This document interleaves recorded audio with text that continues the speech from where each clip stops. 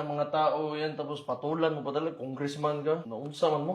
Hayaan nyo, democracy man eh. Freedom of speech. Kung nasaktan kayo, di huwag kayo pumasok na sa politika. Kayo nga, dami nyo sinasabi, wala man kami nagreklamo. Pero kami may sabihin sa inyo, iiyak ka agad kayo. Klase mga tao kayo.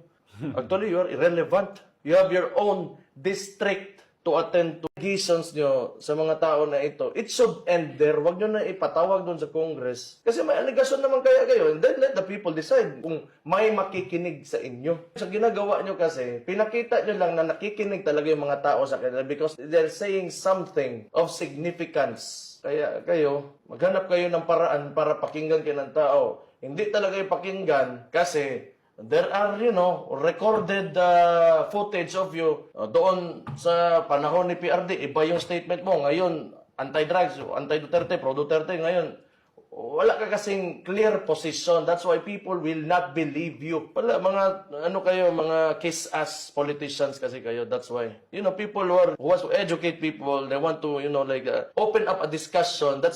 I think it's been valid ever since. Ayaw na lang kasi na hindi kayo pinapakinggan, sila pinapakinggan. Kawawa naman kayo.